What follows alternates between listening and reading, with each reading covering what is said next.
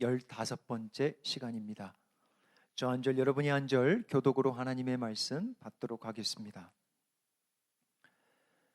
여호와께서 나단을 다윗에게 보내시니 그가 다윗에게 가서 그에게 이르되 한 성읍에 두 사람이 있는데 한 사람은 부하고 한 사람은 가난하니 그 부한 사람은 양과 소가 심히 많으나 가난한 사람은 아무것도 없고 자기가 사서 기르는 작은 암양 새끼 한 마리 뿐이라. 그 암양 새끼는 그와 그의 자식과 함께 자라며 그가 먹는 것을 먹으며 그의 잔으로 마시며 그의 품에 누임으로 그에게는 딸처럼 되었거늘 어떤 행인이 그 부자에게 오매 부자가 자기에게 온 행인을 위하여 자기의 양과 소를 아껴 잡지 아니하고 가난한 사람의 양 새끼를 빼앗아다가 자기에게 온 사람을 위하여 잡았나이다 하니 다윗이 그 사람으로 말미암아 노하여 나단에게 이르되 여호와의 살아계심을 두고 맹세하노니 이 일을 행한 그 사람은 마땅히 죽을 자라. 그가 불쌍히 여기지 아니하고 이런 일을 행하였으니 그 양 새끼를 4배나 갚아 주어야 하리라 한지라. 아멘. 지난주 말씀 잠시 정리합니다. 어디로 가든지 승리했던 다윗이 한 곳에서 아주 철저하게 완벽하게 참패를 하고 말죠. 그게 자기 집 옥상과 침상이었습니다. 육신의 정욕, 안목의 정욕을 조절하지 못해서 이웃의 유부녀인 밧세바를 불러들이고 간음죄죠. 그리고 밧세바의 남편인 우리아를 속여서 가장 전쟁에 치열한 암몬과의 전쟁에 치열한 최전방에 보내서 결국은 살인하게 됩니다. 그리고 나서 어떻게 됐냐면 11장 26절에 가면 이런 이야기가 나옵니다. 같이 읽겠습니다. 우리아의 아내는 그 남편 우리아가 죽었음을 듣고 그의 남편을 위하여 소리내어 우니라. 성경은 참 희한하게 단 한 사람만 우리아를 울었다고, 우리아의 죽음을 위해서 울었다고 기록하고 있습니다. 그게 밧세바였습니다. 그 다음 절 27절에 가면 이런 말씀이 있습니다. 같이 읽을게요. 그 장례를 마침에 다윗이 사람을 보내 그를 왕궁으로 데려오니 그가 그의 아내가 되어 그에게 아들을 낳으니라.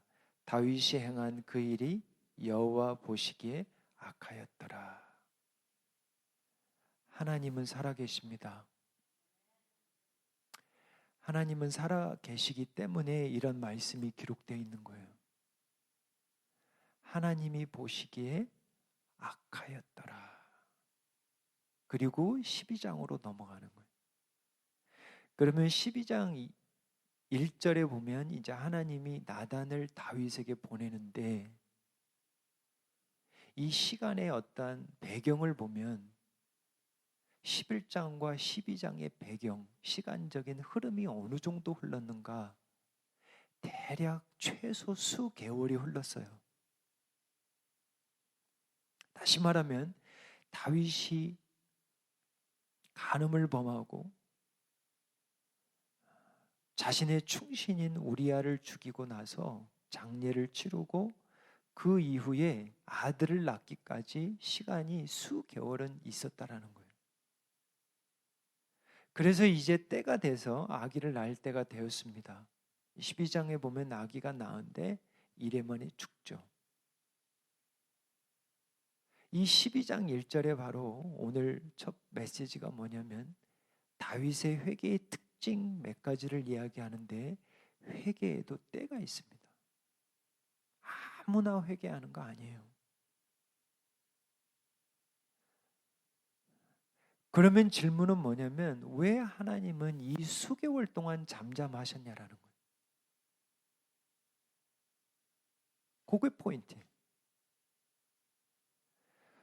여호와께서 나단을 다윗에게 보내시니 그가 다윗에게 가서 그에게 이르되 한 성읍에 두 사람이 있는데 한 사람은 부하고 한 사람은 가난하니 한 이야기를 들려줍니다. 우리가 살아가면서 정말 이 때를 기다려야 되는데 이게 바로 회개의 때입니다. 오늘 회개의 중요성에 대해서 좀 말씀을 나누는데, 여러분 누가복음 15장에도 보면 탕자가 아버지 집에서 떠납니다. 그죠? 근데 탕자가 바로 회개하지 않아요. 가지고 있는 거 다 허비하고 돼지의 주업열매 먹으면서 그때 아버지를 생각해요. 그리고 그때 돌아갑니다. 회개란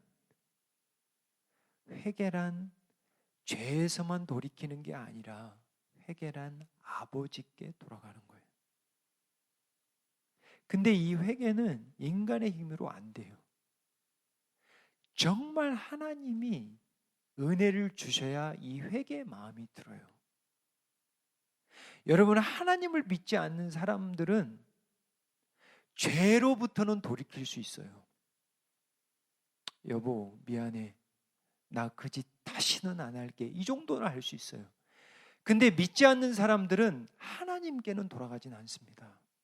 이해되시죠? 회개하고 그냥 자책 정도 하고 뭐가 다른지. 회개는 반드시 하나님께 돌아가야 돼요.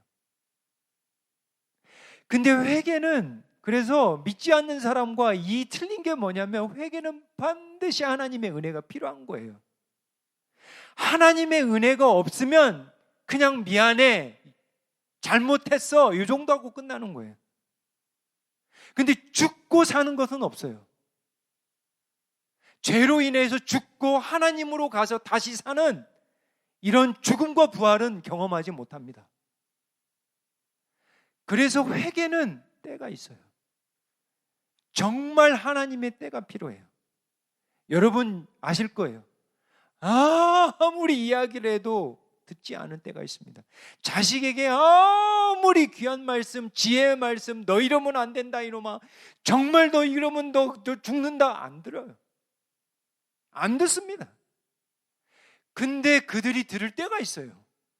마찬가지예요. 회개도 하나님의 은혜를 주셔야 이게 회개가 돼요. 정말이에요. 첫 번째는, 회개에는 때가 있습니다. 두 번째는 이제 말씀을 우리가 가면서 볼 텐데, 한 이야기를 해주시는데 이게 말씀이에요.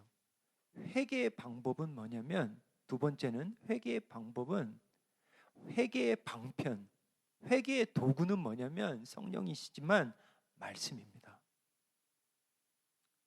보세요. 하나님이 다윗을 직접 부를 수도 있습니다. 왜냐? 다윗도 선지자거든요. 근데 하나님이 나단 선지자를 통해서 다윗을 불러요. 왜?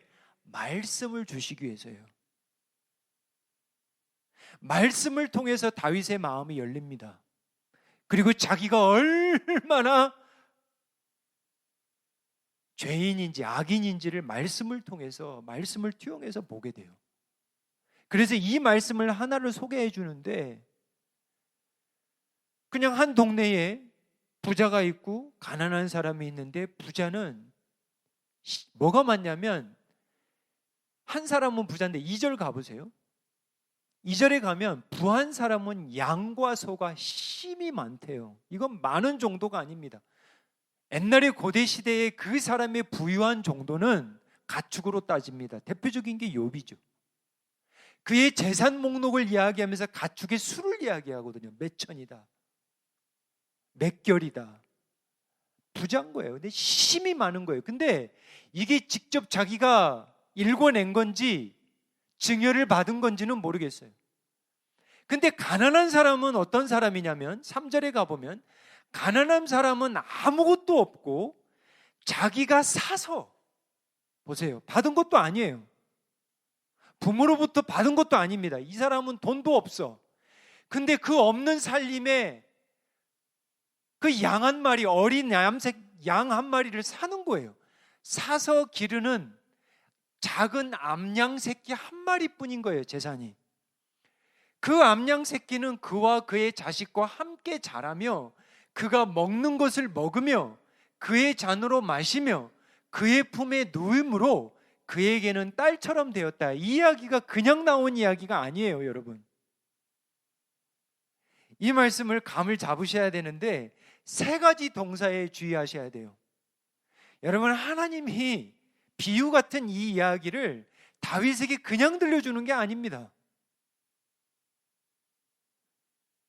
동사가 뭐냐면 이 암양은 누구예요? 사실은 이 암양이 누구예요? 밧세바예요, 밧세바. 가난한 사람이 누구예요? 우리야입니다, 우리야. 부자는 누구예요? 다윗입니다.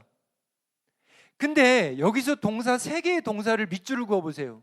먹으며, 마시며, 누우며. 여러분 지난주에 말씀 받았죠? 다윗이 우리야를 불러서 한 개 요구했어요. 먹게 했죠, 자게 했죠, 마시게 했죠, 그 다음에 누이게 했어요. 근데 이게 말이 안 듣잖아요. 그때 11장 몇 절이에요? 우리야가 다윗 왕에게 이런 이야기를 하죠. 11장 11절 한번 이야기 들어보세요. 우리야가 다윗에게 아뢰되 언약궤와 이스라엘과 유다가 야영 중에 있고 내 주 요압과 내 왕의 부하들이 바깥에 진치고 있거늘. 여기서부터 잘 보세요. 왜 이 비유에 먹고 마시고 눕는 이야기가 나오는지를 보시라는 거예요. 우리야가 그러잖아요. How can I eat and drink and sleep and make a love to my wife? 여기 그대로 나와요. 내가 어찌 내 집에 들어가서 먹고 마시고 내 처와 같이 자리이까 누우리이까, 그 말이에요. 내가 이 일을 행하지 않겠다. 그 다음 절 보시면 보세요. 똑같잖아요. 자식과 함께 자라며 그가 먹는 것을 먹으며, 이 양새끼가, 양 한 마리가 먹는 것을 먹으며 잔으로 마시며 그의 품에 누우며 그에게는 딸처럼 되었다. 이 얘기 되시죠? 이제 왜 이런 비유를 해주시는지 다윗 보고 들으라는 거예요. 4절입니다. 어떤 행인이 그 부자에게 오매 부자가 자기에게 온 행위를 위하여 자기의 양과 소를 아껴 잡지 아니하고 가난한 사람의 양새끼를 빼앗아다가 자기에게 온 사람을 위하여 잡았다. 이렇게 나옵니다. 고대 시대에 부잣집에, 아니 뭐 부잣집이든 가난한 집이든 손님이나 객이 찾아오면 열심히 섬겨야 되는 게 그게 문화입니다. 관습이에요. 근데 이해가 안 되는 것은 뭐냐면 자기가 가지고 있는 양과 소는 무지 많아요. 힘이 많아요. 그거 하나 잡으면 돼. 근데 그걸 아껴해요. 그걸 아까워해. 잡질 않아요. 그리고 가난한 집, 그 이웃집에 가서 딸처럼 여기는, 재산 하나밖에 없는 그 암양을 빼앗아다가 잡아 죽입니다. 5절이에요. 다윗이 그 사람으로 말미암아 노하여 나단에게 이르되 여호와의 살아계심을 두고 맹세하노니 이 일을 행한 그 사람은 마땅히 죽을 자라 그래요.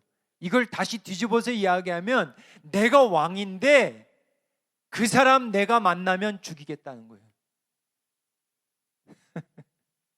완전 말씀에 빠져버린 거예요. 6절이에요.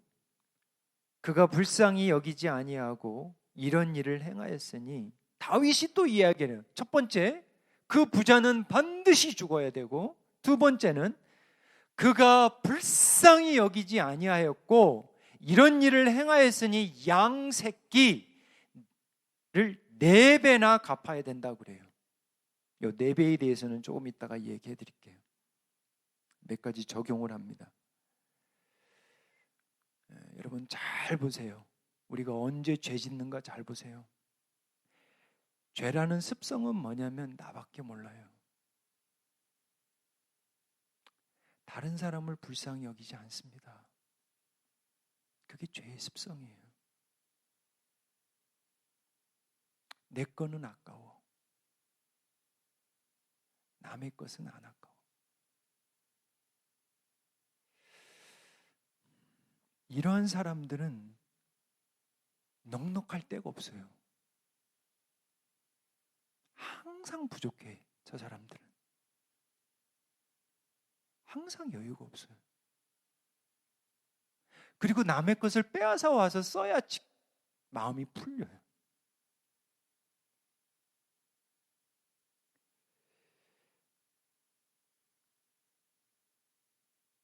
불쌍히 여기는 이 마음이 얼마나 여러분 귀한지 아실 거예요.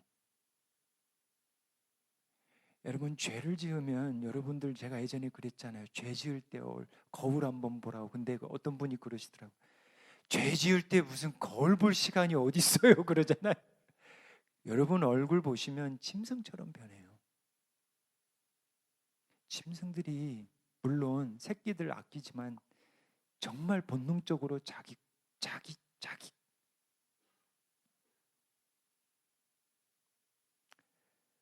출애굽기 22장 1절 가보십시오. 배상에 대한 율법이에요. 참 기가 막힌 말씀인데, 하나님이 이스라엘 백성들을 애굽에서 구원하시고 이 광야 생활을 하고 있는데 이런 배상에 대한 말씀을 주세요. 이게 말이나 됩니까? 아니, 하나님의 백성 아닙니까? 거룩한 백성 아니에요? 예배자의 말씀 아니에요? 하나님을 경외하는 자들 아닙니까? 그러나 하나님이 이들의 죄의 습성을 알아요. 저들이 죄가 들어오면 불쌍히 여기지 않을 것을 알거든. 저들이 이웃 것을 탐할 것을 알거든. 하나님이 알기 때문에 4배, 5배의 배상의 법을 주신 거예요. 보세요. 사람이 소나 양을 도둑질하여 잡거나 팔면 그는 소 1마리에 소 5마리로 갚고 양 1마리에 양 4마리로 갚아라. 다윗이 율법을 잘 알았어요. 그 부자 양 4마리로 갚아야 됩니다. 출애굽기 22장 1절 말씀을 정확하게 알고 있었던 거예요.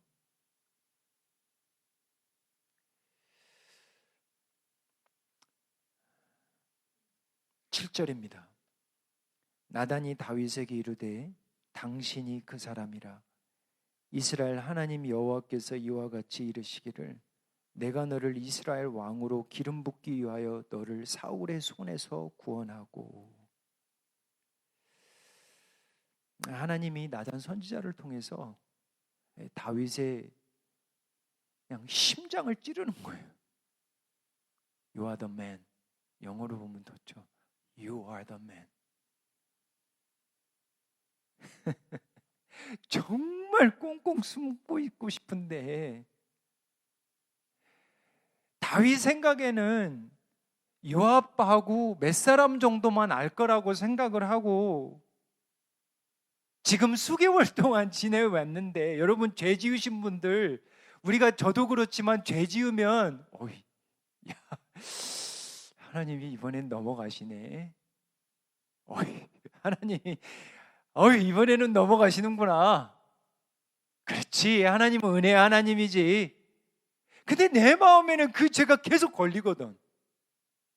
근데 하나님이 넘어가시는 것 같아. 이번에 웬걸요. 딱 때가 왔어요. 꽁꽁 숨어있는 다윗을 끄집어냅니다. 뭘로? 말씀으로. 그래서 여러분, 주은혜는 정말 말씀 붙들고 사는 교회인데 말씀 없으면 회개 없습니다. 여러분, 정말 힘들어요. 회개하기 정말 힘들어요. 왠 줄 아세요? 저와 여러분의 마음이 정말 강팍하거든. 정말 강팍하거든. 말씀이 없이는 우리의 이 사람이 쉽게 바뀌지 않아요. 하나님께 쉽게 돌아가지 않습니다. 말씀으로 다윗의 심장을 찌르는데 불쌍히 여기지 않은 그 부자가 너야. 그 가난한 집에서 먹고 자고 같이 마시고 누웠던 그 암양 새끼를 빼앗아 죽였던 자가 바로 너야.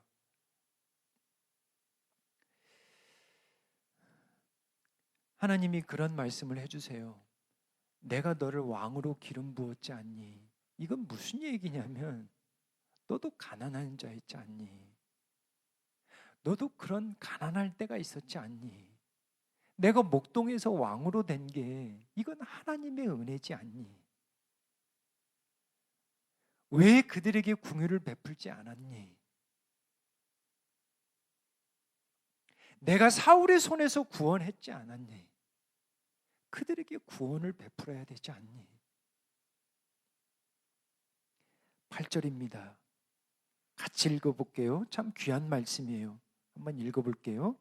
내 주인의 집을 내게 주고 내 주인의 아들을 내 품에 두고 이스라엘과 유다 족속을 내게 맡겼느니라.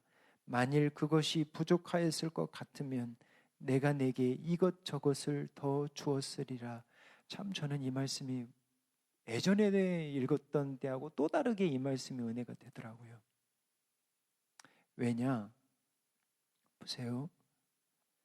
하나님이 다윗에게 그러는 거예요. 내가 너에게 왕으로 기름을 부었지 않니?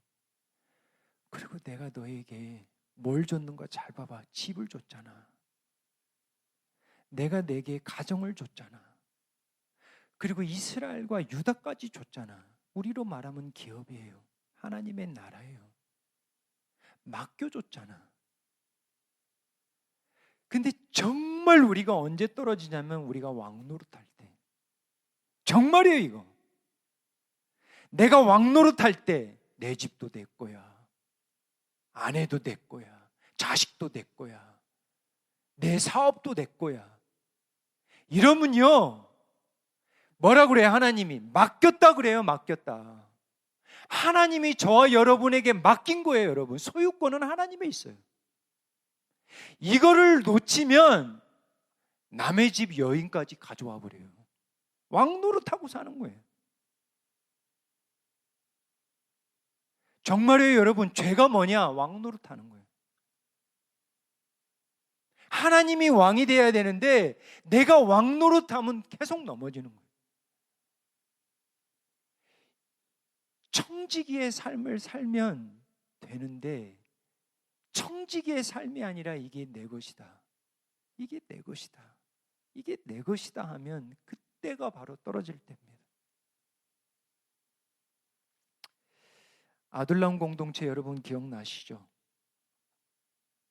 전리품 가지고 전쟁에서 얻은 전리품 가지고 막 자기네들끼리 300명 자기네들끼리 막 싸워.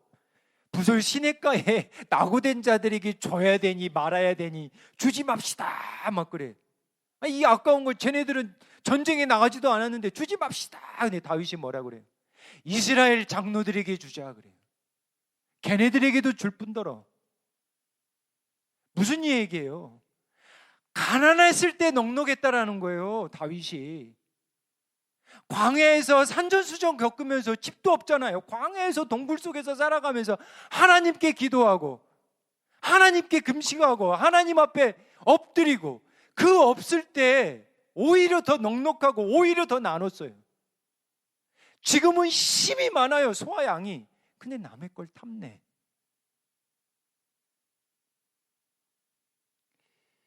우리가 부에서 넘어지는 경우가 많습니다. 가난해서도 넘어지지만 너무 부에서 넘어지는 경우가 많아요. 더 가지고 싶고 더 누리고 싶고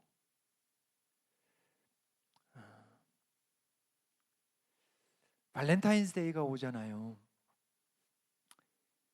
어떤 목사님이 그런 얘기를 하시더라고요. 남편과 아내에게 서로 받은 만큼 은혜만 베풀면 그 가정은 사랑이 넘친대요. 오늘 한번 생각해 봤으면 좋겠습니다. 여러분, 부모님도 그렇고요. 자식도 그렇고요. 특별히 부부도 그렇고 정말 받은 은혜 많습니다. 저는 제 아내를 통해서 받은 은혜를 산다고 치면 책을 써도 몇 권은 될 것 같아요. 정말이에요. 정말이에요. 대학교 4학년 때 제가 결혼했거든요. 네. 아내가 월급 타면 저를 불러요. 이런 얘기 처음 하는데 월급 타면 제 옷 사주죠. 제일 근사한 데 가가지고 밥 사주죠. 책을 써도 모자라요. 근데 제가 깜짝 놀래요. 왜 저 여인에게 저렇게 내가 불쌍한 마음이 안 들까? 그런 마음이 항상 들어야 되는데 부부다 보니까 그러잖아요. 여러분 안 그래요? 모른 듯게 하시면 안 돼요. 지금 항상 사랑이 넘치는 건 아니잖아요. 받은 은혜만큼만 서로 베풀고 살면 그 가정 화목합니다. 정말 부부들, 부모님들, 자식들은 말할 것도 없고요. 무슨 얘기를 하냐면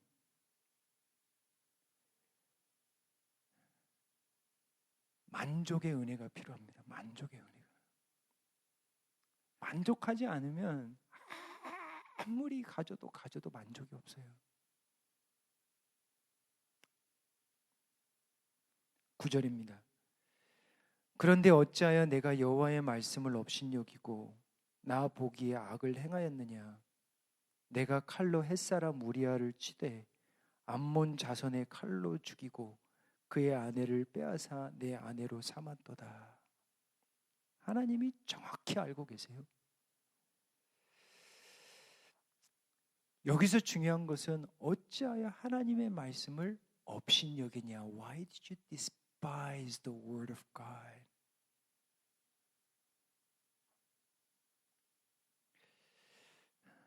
칼로 우리아를 쳤느냐. 어찌하여 우리아의 아내를 빼앗아 내 아내로 삼았느냐. 회개에는 은혜의 때가 필요하고요. 회개에는 말씀의 방편이 필요하고요. 회개에는 대가가 있습니다. 세 번째는 회개에는 대가가 있어요. 그게 뭐예요? 죄사함이에요. 죄사함이에요. 근데 죄에 대한 대가는 치러야 돼요. 여러분 꼭 잊지 마세요. 죄의 삭은 사망이라고 그랬어요. 그래서 우리가 죽는 거예요. 그래서 우리가 죽는 거예요. 죄 때문에 죽는 거예요, 결국은. 근데 우리가 살아가면서 다윗과 같이 이런 죄를 지으면 회개를 하면 사함은 받지만 죄의 대가는 지불을 해요. 보세요. 하나님이 단단하게 대가를 지불하게 치르게 합니다. 보세요. 10절입니다. 이제 내가 나를 업신여기고 햇사람 우리아의 아내를 빼앗아 내 아내로 삼았은즉 칼이 내 집에서 영원토록 떠나지 아니하리라. 보세요. 칼이 내 집에서 떠나지 아니하리라. 여러분 이제 볼 겁니다. 자식과 자식이 칼로 죽입니다. 여러분 아실 거예요.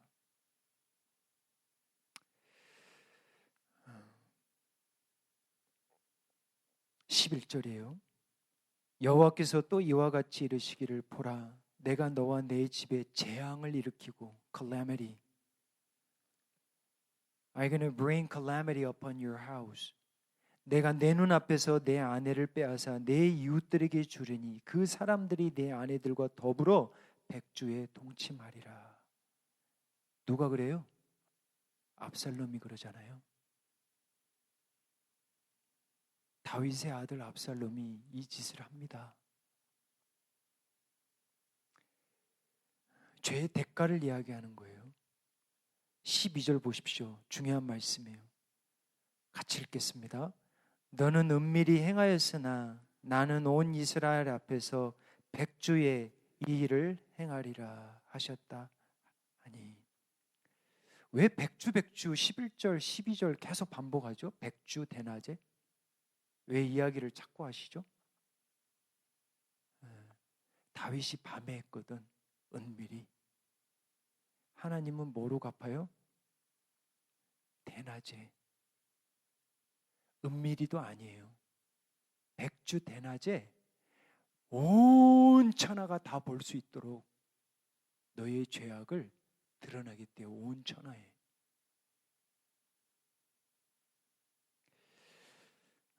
우리 사랑하는 성도님 여러분, 하나님은 감추기도 하세요. 우리 죄를 감추어 주시기도 하십니다. 근데 하나님은 골마 터지면 드러냅니다. 정말이에요. 가정에서도 드러내요. 자녀를 통해서 드러냅니다. 교회도 드러내요. 골마 터지면 드러냅니다. 죄의 암덩이가 드러내는 게 좋아요? 안 좋아요? 결국은 좋은 거예요. 왜냐하면 도려내야 되니까. 왜요? 그 죄의 암덩이 갖고 살면 누가 드러내겠어요? 여러분, 누가 드러냅니까? 여러분이 드러낼 거예요? 제가 드러낼까요? 죄의 습성은 숨기고 싶은 것이 습성이에요. 근데 하나님은 골마 터지면 드러내요. 그래서 그 자식을 데려가잖아요. 죄는 사함을 받습니다. 하지만 죄의 대가는 지불해요. 배상을 해요. 여러분 생각해 보세요. 남의 것을 가지고 갔어. 하나님 용서해 주세요. 그럼 끝이에요? 다른 여인하고 간음해서 하나님 용서해 주세요. 그러면 끝이에요? 배상을 해야죠. 대가를 지불해야죠. 옥을 가든 4배든 8배든 갚아야죠. 그게 저스티스, 그게 정의 아닙니까? 그게 거룩 아니에요? 그게 사랑 아닙니까?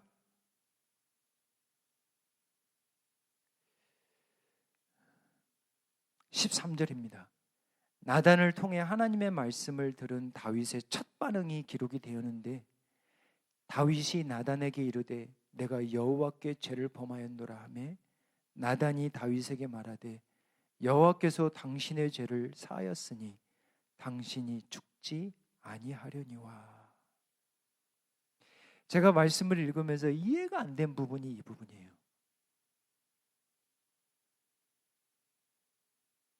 왜 다윗은 살리냐고요?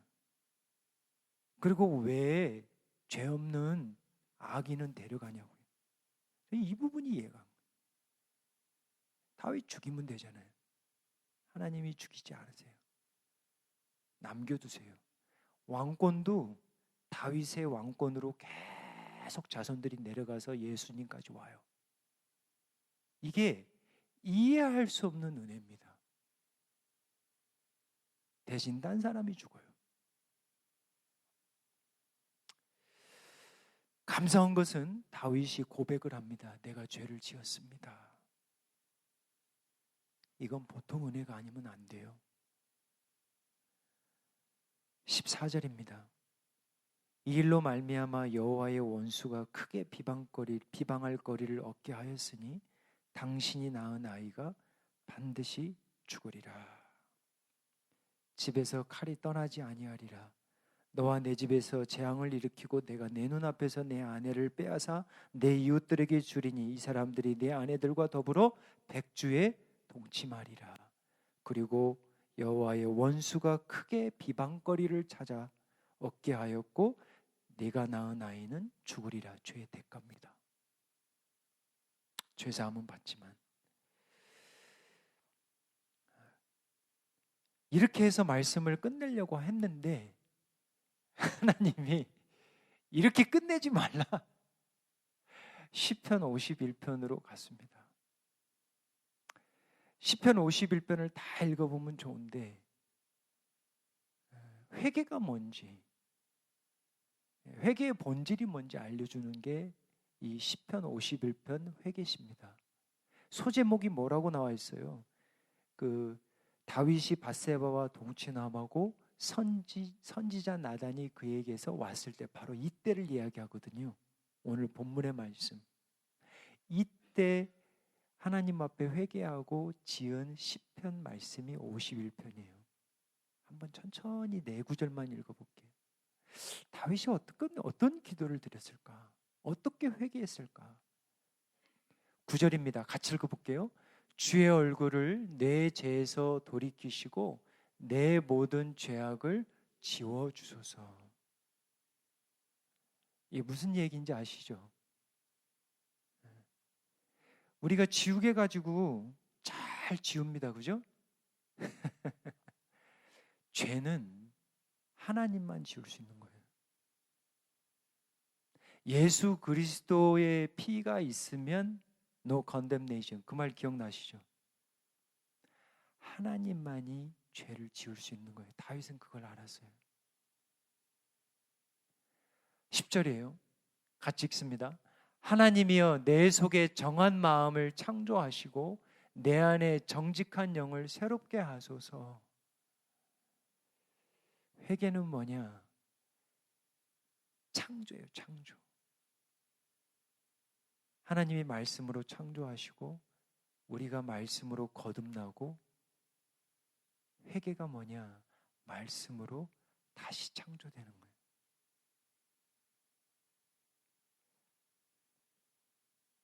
정직한 영이 얼마나 귀한지 여러분 아세요? 우리가 이렇게 기도하냐고요. 여러분 매일 기도 제목에 이런 기도가 있으세요? 하나님 저에게 정직한 영을 새롭게 하여 주소서. 11절이요. 같이 읽습니다. 나를 주 앞에서 쫓아내지 마시며 주의 성령을 내게서 거두지 마옵소서.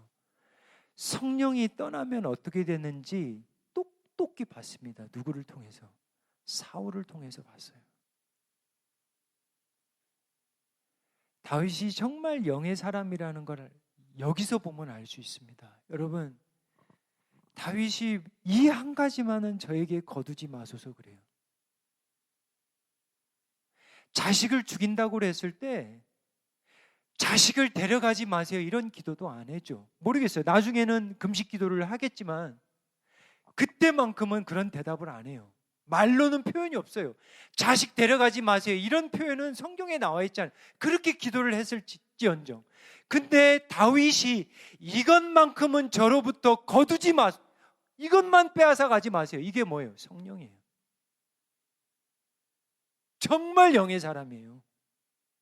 성령을 거두시면 아무것도 아니라는 거예요. 그래서 다윗이 마지막에 붙은 건 뭐냐면 성령을 제게서 거두지 마소서. 성령을 저에게서 거두지 마소서. 12절이요. 같이 읽겠습니다. 주의 구원의 즐거움을 내게 회복시켜 주시고 자원하는 심령을 주사 나를 붙드소서. 어떤 사람이 즐거웠냐면 회개하는 사람이 즐거워요. 정말입니다, 여러분. 하나님은 모든 것, 하나님을 사랑하는 자들을 합력하여 선으로 이루십니다. 죄를 짓죠. 회개하죠. 하나님이 선으로 인도하세요. 그 가정에 아픔이 있죠. 선으로 인도하세요. 그 아픔을 통해서 다른 아픔 가정을 이해하거든. 그래요, 정말. 그리고 자녀들이 그런 길로 갔을 때 아빠의 아픔을 경험해봤기 때문에 기도할 수 있는 거예요. 선으로 인도하십니다. 회개하는 자들은 회복하는 게 하나가 있는 게 뭐냐면 구원의 즐거움이에요. 이 구원의 즐거움이 회복이 되는데 뭘 통해서? 회개를 통해서. 회개를 통해서. 회개 은혜를 간구합니다. 말씀으로 회개하는 은혜를 간구합니다. 우리가 죄사함은 받지만 죄를 지을 때 특별히 여러분 기억하시고 죄를 가볍게 여기지 마세요. 죄에 대한 배상은 해야 돼요. 죄값은 예수님이 감당하시지만 회개의 축복을 간구합니다. 기도하겠습니다. 아버지 하나님, 죄악을 범할 때 회개할 수 있는 은혜를 허락하여 주시옵소서. 말씀하실 때에 죄악을 보게 하시고 말씀으로 심령을 찌르실 때 죽는 은혜를 허락하여 주시옵소서. 상하고 통해하는 심령의 회개를 통하여 하나님이 받으시는 제사를 하나님 앞에 드리게 하여 주시옵소서.